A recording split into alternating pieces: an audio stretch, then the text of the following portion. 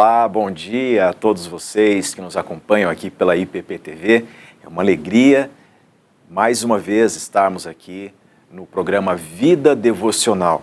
Esse programa carinhosamente elaborado para que a palavra de Deus seja exposta e você tenha, ao longo do seu dia, a lembrança desse momento especial que é o seu encontro com a palavra de Deus, sua meditação, esse momento especial de inspiração que somente a presença de Deus proporciona para nós. Hoje nós vamos falar sobre a graça de Deus. A graça de Deus que nos assiste em momentos difíceis, em momentos de desolação, de desertos na vida. Se você conhece alguém que está passando por um momento assim, eu convido você a compartilhar o link desse programa com esta pessoa. E você também, ao longo do nosso programa, pode escrever aqui no chat o seu motivo de oração. E nós temos todo o carinho de orar pelos pedidos de oração, demais irmãos vão acompanhar o seu pedido e, com certeza, não há nada melhor do que apresentar a nossa causa, as nossas ansiedades, as nossas preocupações na presença do Senhor. Hoje, no Vida Devocional, nós vamos meditar no Salmo de número 63. Para isso eu convido você a abrir a sua Bíblia comigo neste capítulo tão enriquecedor do livro dos Salmos. Livro dos Salmos, capítulo 63, diz-nos o seguinte: Ó Deus, Tu és o meu Deus forte, eu te busco ansiosamente. A minha alma tem sede de Ti, meu corpo te almeja, como terra árida, exausta, sem água. Assim eu te contemplo no santuário para ver a Tua força e a Tua glória.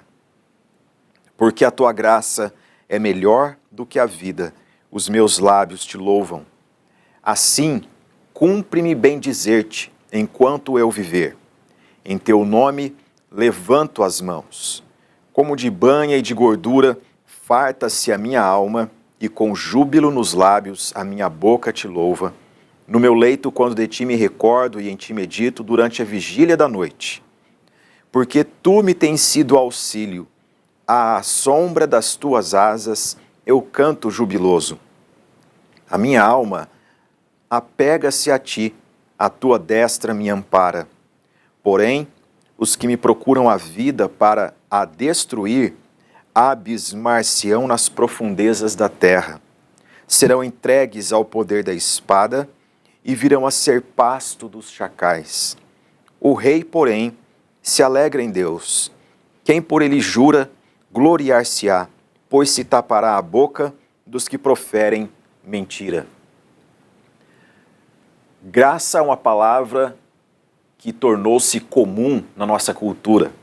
Há pessoas que usam esta palavra para adjetivar o comportamento de alguém. Aquela pessoa, ela tem graça ou não tem graça.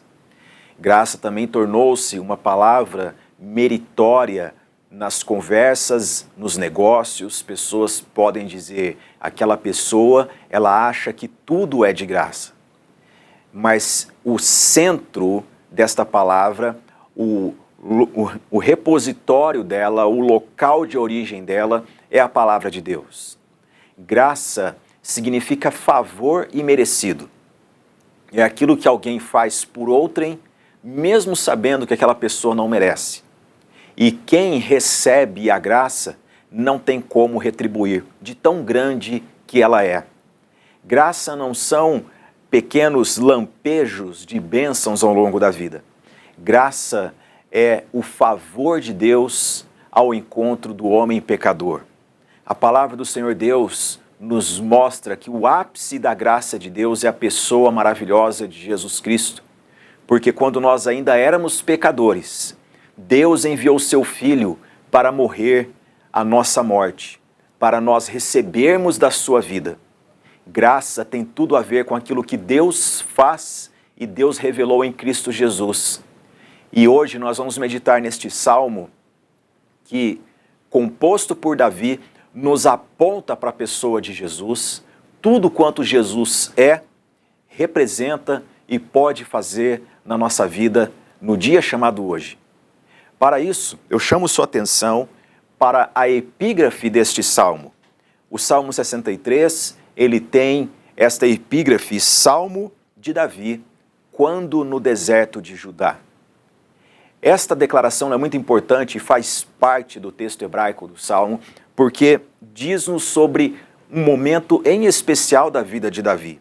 Nós temos no livro dos Salmos textos que Davi compôs motivado por grande exultação e alegria na presença de Deus. Vitórias que ele recebeu da parte de Deus e por isso ele compôs uma ode de louvor e gratidão a Deus.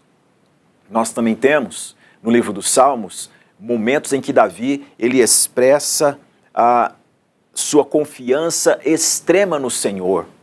E aqui nós temos um salmo em especial porque Davi aqui ele está compartilhando comigo e com você o seu bloco de anotações enquanto ele atravessa por um deserto. Você já parou para pensar o que significa essa palavra deserto no contexto bíblico? A geografia nos traz algumas imagens do que é o deserto. Na Bíblia, quando se diz sobre deserto, fala sobre lugar inóspito, lugar onde os chacais habitam, animais peçonhentos, lugar cuja topografia não é nada confiável. A pessoa pode estar caminhando por uma senda que aparentemente ela é bem pavimentada, mas a altíssima concentração de sal naquele solo pode fazer com que o chão venha a abrir-se e essa pessoa se precipitar. É um terreno de grande desconfiança e exige muito cuidado de quem passa por um deserto, como aqui o texto nos diz que Davi passava pelo deserto de Judá. O deserto de Judá é altamente influenciado pelo mar Mediterrâneo. A altíssima concentração de sal, um clima que durante o dia chega a um extremo calor e à noite a temperatura cai abruptamente, fazendo com que o organismo sinta todas essas nuances. Mas de que deserto, de fato, Davi está falando aqui para nós hoje? Não é apenas o lugar geográfico, mas sim uma situação que a vida ela pode revelar. Há algo que a Bíblia Sagrada nos ensina, e isso é maravilhoso, porque é tão importante meditar na Bíblia, porque a palavra de Deus ela não nos ilude. Ela apresenta para nós a vida como ela é. A vida, ela tem momentos e estações. Há momentos floridos, mas há momentos de desertos também. E o fato de uma vez termos passado por um deserto, não quer dizer que nós nunca mais passaremos por outro. E se nós estamos passando novamente por um deserto, isso não tem nada a ver com o karma, como muitas pessoas pensam. O que eu fiz para chegar aqui? Por que eu estou aqui novamente? Obviamente que a vida sem Deus, ela é um deserto contínuo. Mas para aquele que teme a Deus, ele ainda pisa neste chão e como Jesus disse aos seus discípulos, no mundo tereis aflições. Não é segredo para nós de que os desertos podem nos surpreender na caminhada da vida. Mas eu chamo sua atenção para o seguinte, Davi aqui nesse contexto, o texto mesmo já diz no final, no versículo 11, o rei porém se alegra em Deus. Davi já era coroado, Davi já estava no seu posto como um rei ungido por Deus sobre Israel. Davi estava neste deserto de Judá num momento muito peculiar. No segundo livro de Samuel, capítulo 15 e 16, nos conta essa história. Quando o seu filho Absalão, ele começou a insurgir-se contra a liderança do seu pai e querendo o trono de seu pai, se pôs à porta de Jerusalém e roubava o coração dos homens. Absalão ele vai para Hebrom, se proclama rei, faz uma milícia para si e vem até Jerusalém para tomar o trono de seu pai. Quando Davi toma conhecimento de que seu filho Absalão está vindo contra ele, Davi sabiamente reúne os seus valentes, reúne a sua corte e evita que haja um embate entre o exército seu e de seu filho. E ele se retira de Jerusalém, deixando a passagem livre para Absalão.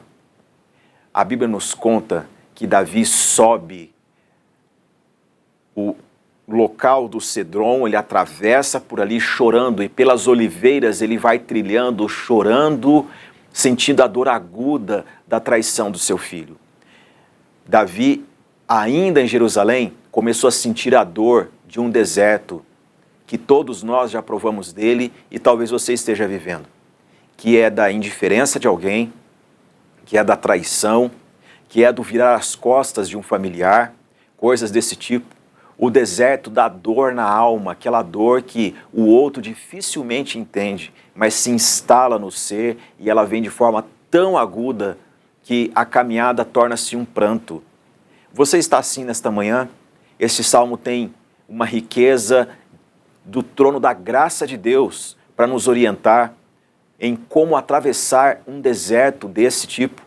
Davi, à medida que ele vai trilhando, diz-nos a palavra do Senhor que enquanto há pessoas que saem ao seu encontro entregando mantimentos e alimento para que ele sobreviva enquanto estiver fora, para livrar o seu filho de uma mortandade, também há pessoas que saem ao seu encontro para lançar pedras, impropérios, e um homem em especial chamado Simei, no capítulo 16 de 2 Samuel, ele vai andando, mesmo que Davi estivesse acompanhado à sua esquerda e à sua direita pelo seu exército, este homem bradava palavras e impropérios contra Davi.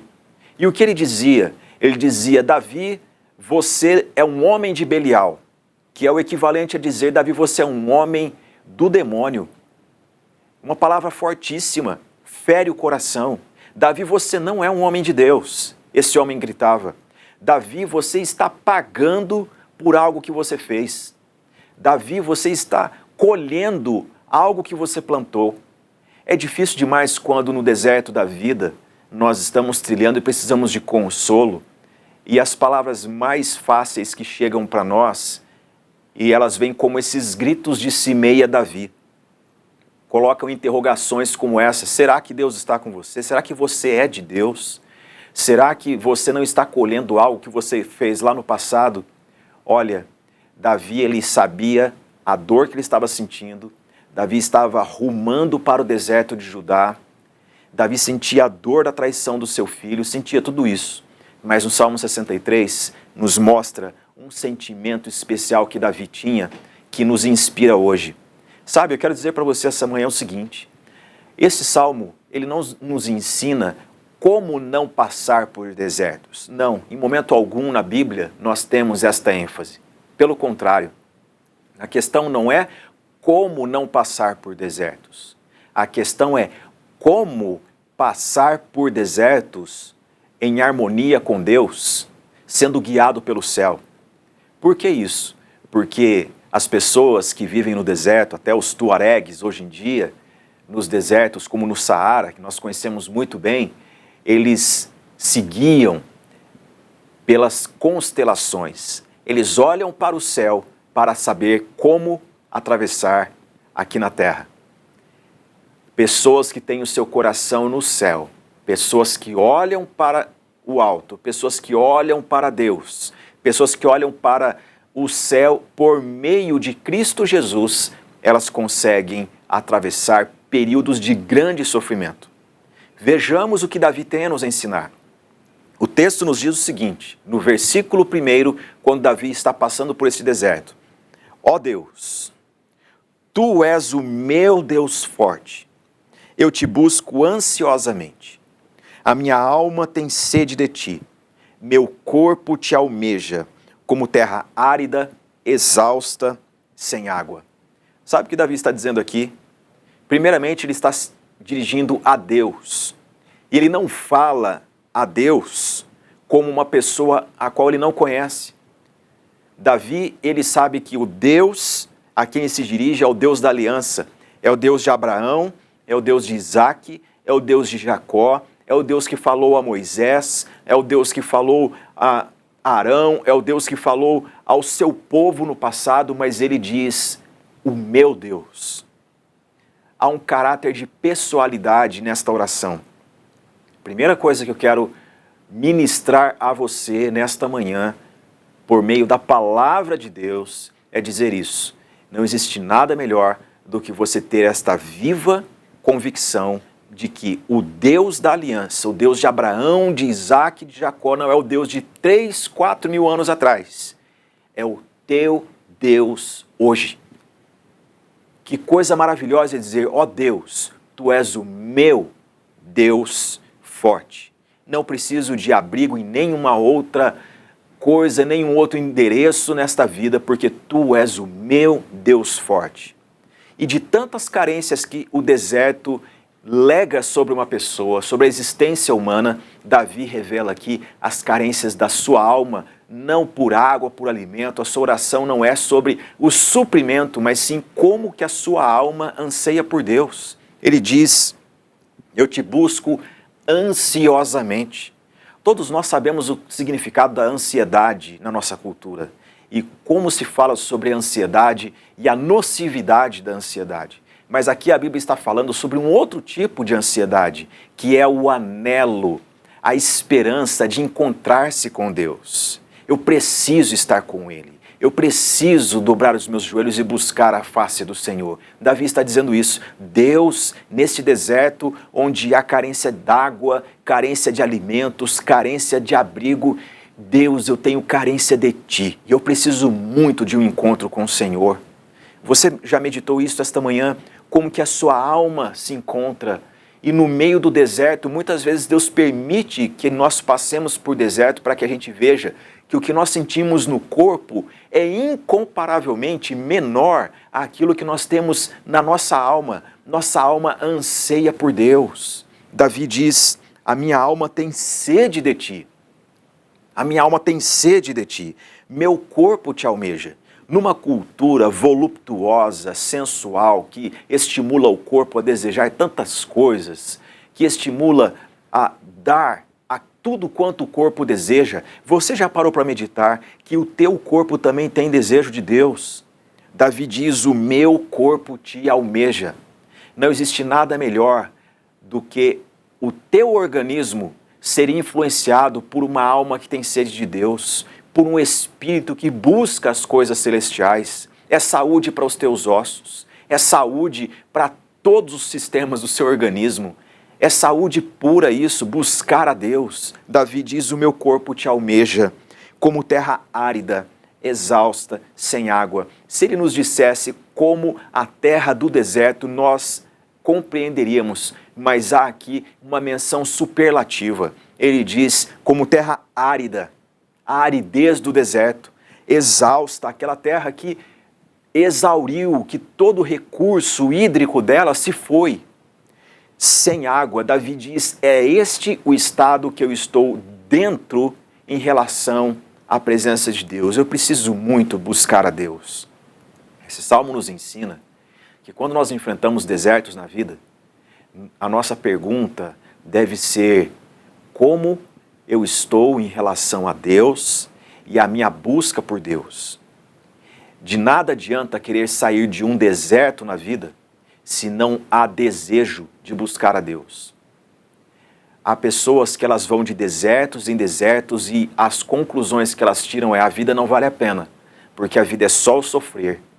Como os filósofos do século XIX e XX diziam no leito de morte, de que valeu a vida. Muitos deles diziam isso. Muitos deles deixavam um legado numa única frase, com um desespero de que a vida foi apenas uma questão não resolvida. Mas aqui, Davi nos ensina que no limiar, quando nós estamos diante de uma realidade que nós podemos dizer de que vale a vida, Davi diz, é nesse estado que eu estou e que eu contemplo o santuário de Deus para ver a sua força e a sua glória. Agora veja só, Davi é um homem que tem conselheiros, que tem pessoas à sua volta, mas também tem pessoas que sugerem para ele o que é a vida, como Simei fazia. Você não é um homem de Deus, você está pagando por algo, por isso você está passando por isso. Mas Davi, ele não conhece apenas de deserto e de si, ele conhece muito de Deus. Porque esta frase eu nunca encontrei em nenhuma outra literatura. Essa frase, ela me inspira e me comove nesta manhã. Davi diz, porque a tua graça é melhor que a vida. Os meus lábios te louvam. Porque a tua graça é melhor que a vida. Você já teve pessoas dizendo à sua volta, dizendo na mídia, dizendo através da arte, de que valeu a vida? Nós temos aqui um homem dizendo o contrário. A vida, ela pode trazer desertos e fazer-nos concluir que tudo é tristeza. Mas por que continuar vivendo? E nesse mês de setembro, que muitas pessoas estão preocupadas com a taxa de mortandade, de suicídio, nós também estamos aqui. Nós temos uma mensagem para você. Você que passa pelo vale da depressão, você que enfrenta o dilema da ansiedade, você que tem pessoas que te apunhalam, que assim como Simei fazia contra Davi, lançando pedras e julgamentos a respeito do estado da alma de Davi e o estado desértico que ele passava. Essa manhã, eu quero lembrar você do que a palavra de Deus diz. A vida, ela pode nos surpreender com tristezas. Nosso organismo pode precisar de alimentação correta e de medicamentos, mas há algo que nos envolve e faz a gente levantar a cabeça e não desistir de viver. É a graça de Deus. Porque a tua graça é melhor que a vida. Os meus lábios te louvam. Medite nessa frase. Porque a graça de Deus é melhor que a vida. Isso quer dizer o seguinte: lembre-se de um momento doce na sua vida, tal qual nunca houve. Um encontro, uma palavra afável, um encorajamento, um momento de lágrimas, de alegria, de gozo. Davi diz, a graça de Deus é melhor que o melhor desse momento. Ou talvez você diga, pastor Davi, eu estou passando por um momento cujo saldo é apenas de tristezas e dores. Então essa frase cabe muito a você, para você meditar essa manhã.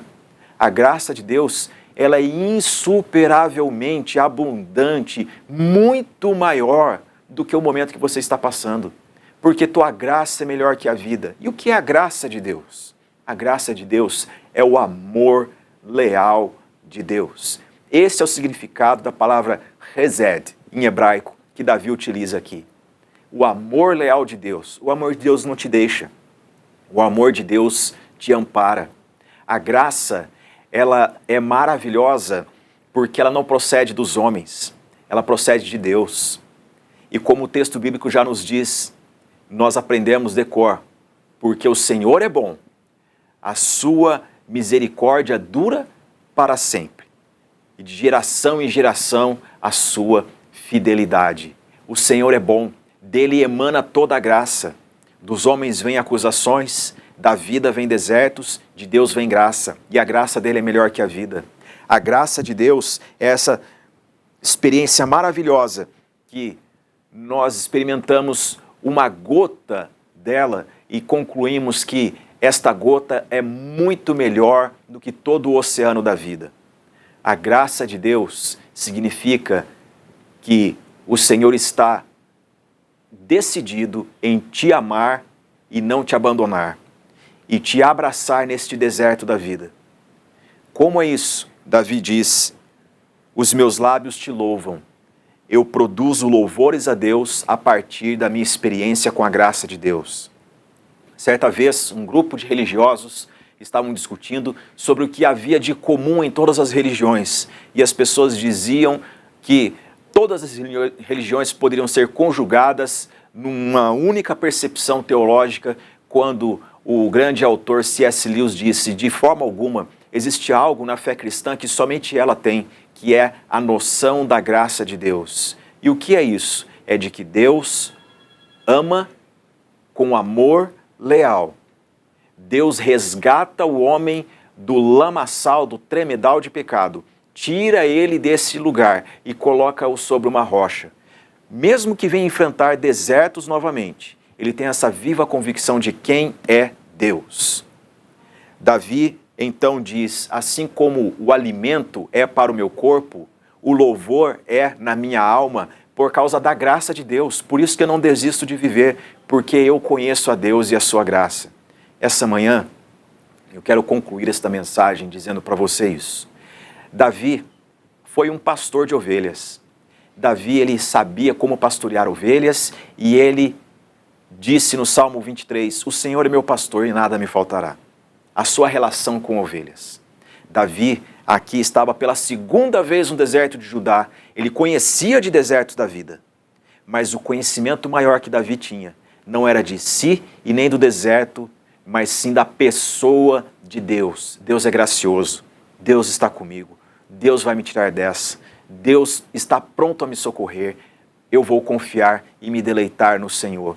Esta oração do Salmo 63, você precisa meditar ao longo desse dia e concluir como Davi, porque a graça de Deus, o favor de Deus, ele não se estancou, essa fonte está a jorrar na minha direção, então vale a pena viver e é nisso que eu vou confiar. Eu quero orar por você nesta manhã, para que você se debruce nesta viva convicção de que a graça de Deus pode fazer você levantar a cabeça, olhar para os céus e ter direção do alto para atravessar este momento que você está vivendo. E mesmo que pessoas venham a dizer, desista da vida, ou que Satanás, o adversário, venha sugerir isso para você, desista de viver, você possa concluir como Davi, a graça de Deus é melhor que a vida. Eu vou viver a vida com a graça de Deus. Oremos neste momento. Amado Deus e Pai, graças te damos pelo amor que o Senhor revelou a cada um de nós na cruz do Calvário. Porque o Senhor enviou o seu Filho ao mundo, o Senhor enviou o seu Filho para morrer por nós, pecadores, sem que nós tivéssemos feito algo de bom, porque não há quem faça o bem, diz a tua palavra, não há quem busque a Deus. E mesmo quando nós não o buscávamos, o Senhor enviou o seu Filho para morrer por nós. Bendito seja o teu nome por tão grande demonstração de graça e de amor. Nesse momento, ó Deus, eu apresento esta vida que está a nos ouvir, a nos assistir pelo programa, e eu peço a Deus que o Senhor assista esta pessoa no deserto da sua vida, com a sua graça. A dor pode ser profunda, mas que ela experimente alívio de Deus. Senhor, aplica a tua palavra nos corações nesta manhã, e que cada um saiba como é bom conhecer a Deus por meio de Cristo Jesus e cada vez mais mergulhar o coração nesta convicção da graça de Deus, do amor leal de Deus. Senhor, sê conosco ao longo desse dia e que a tua palavra continue a falar conosco, em nome de Jesus. Que Deus te abençoe, que você tenha um dia maravilhoso na presença do Senhor, sob a sua graça, em nome de Jesus.